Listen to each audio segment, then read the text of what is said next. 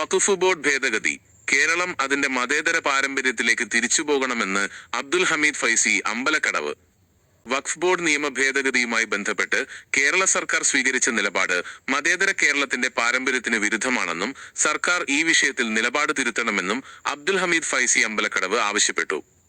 വഖഫ് ബോർഡിൽ അമുസ്ലിം അംഗങ്ങളെ ഉൾപ്പെടുത്തണമെന്ന വാദത്തെ ശക്തമായി വിമർശിച്ച അദ്ദേഹം ഭരണഘടനാപരമായ അവകാശങ്ങൾ സംരക്ഷിക്കാൻ കേരളം ഒറ്റക്കെട്ടായി നീങ്ങണമെന്നും ഓർമ്മിപ്പിച്ചു.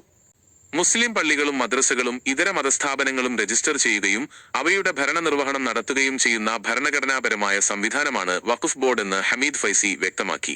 കേന്ദ്ര സർക്കാർ കൊണ്ടുവന്ന പുതിയ വഖഫ് ആക്ട് ഭേദഗതി പ്രകാരം ബോർഡിൽ 2 അമുസ്ലിം അംഗങ്ങൾ വേണമെന്ന വ്യവസ്ഥയെ അദ്ദേഹം ചോദ്യം ചെയ്തു.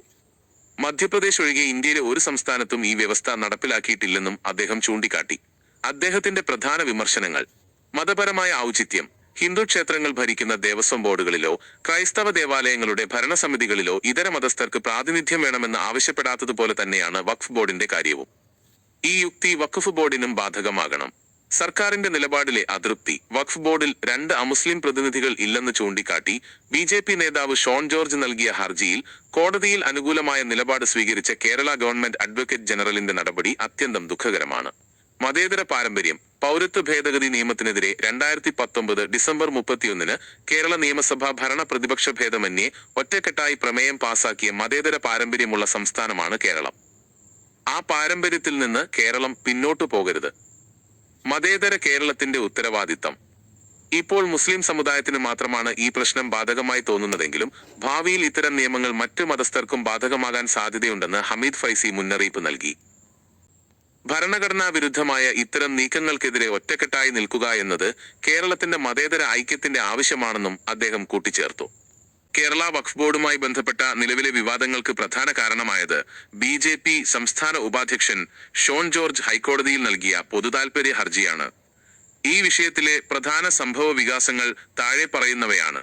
ഹർജിയുടെ അടിസ്ഥാനം: 2025 കേന്ദ്ര വഖഫ് ഭേദഗതി നിയമപ്രകാരം വഖഫ് ബോർഡിൽ 2 അമുസ്ലിം അംഗങ്ങൾ നിർബന്ധമായും ഉണ്ടായിരിക്കണം. നിലവിലെ കേരള വഖഫ് ബോർഡിൽ അമുസ്ലിം അംഗങ്ങളില്ലെന്നും ഇത് നിയമവിരുദ്ധമാണെന്നും ചൂണ്ടിക്കാട്ടിയാണ് ഷോൺ ജോർജ് കോടതിയെ സമീപിച്ചത്. സർക്കാരിന്റെ നിലപാട്.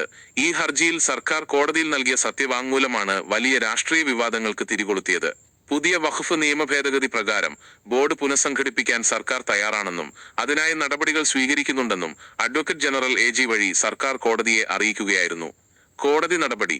കേസ് പരിഗണിച്ച ഹൈക്കോടതി വഖഫ് ബോർഡ് രൂപീകരിച്ചത് നിയമപരമല്ലെന്ന് നിരീക്ഷിക്കുകയും ബോർഡിന്റെ നയപരമായ തീരുമാനങ്ങൾക്കും പ്രവർത്തനങ്ങൾക്കും താത്കാലിക നിയന്ത്രണം ഏർപ്പെടുത്തുകയും ചെയ്തു. ബോർഡിന്റെ ദൈനംദിന കാര്യങ്ങൾ നോക്കാൻ വഖഫ് വകുപ്പ് ജോയിന്റ് സെക്രട്ടറിക്ക് ചുമതല നൽകുകയും ചെയ്തു.